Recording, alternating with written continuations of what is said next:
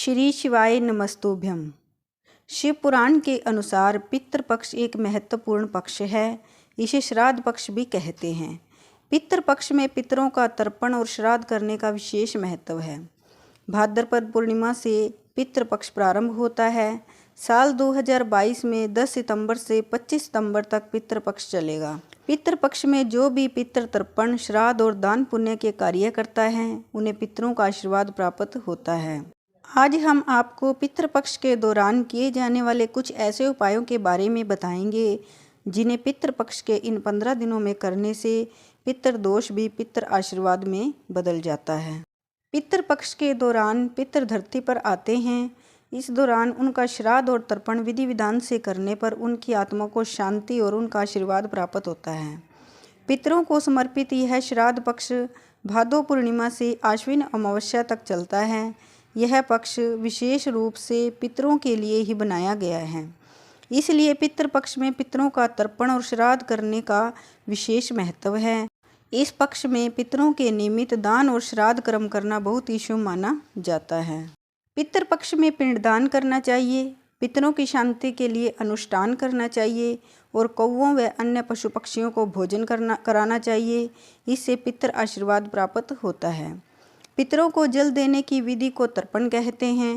पितृपक्ष या श्राद्ध पक्ष में पितरों के नाम से जल अर्पण करें। ऐसा माना जाता है कि इससे अतृप्त आत्माएं तृप्त होती हैं। पितृपक्ष में गायत्री मंत्र का जाप दक्षिण दिशा की ओर मुख करके ही करना चाहिए। पितृपक्ष में कौवे, गायें, कुत्ते और पक्षियों को दाना देना चाहिए। ब्राह्मणों और ज़रूरतमंदों को भोजन कराना चाहिए और पितरों के निमित्त दान करना चाहिए।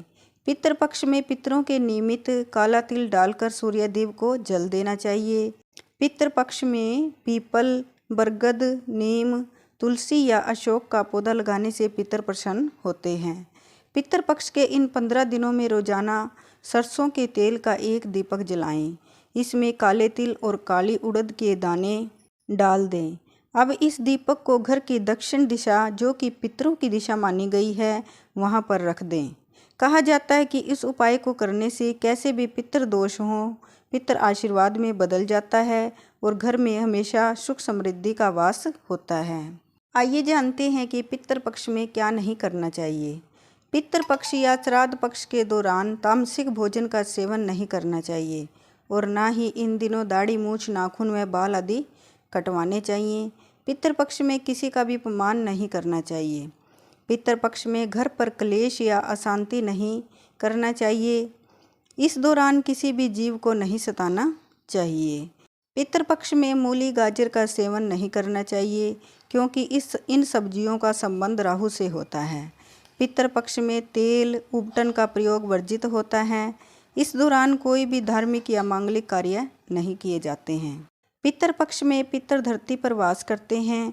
ऐसे में इस दौरान पितरों की पूजा करना शुभ होता है, लेकिन ध्यान रखें कि घर के मंदिर में देवी देवताओं की प्रतिमा के साथ पूर्वजों की तस्वीर नहीं लगानी चाहिए।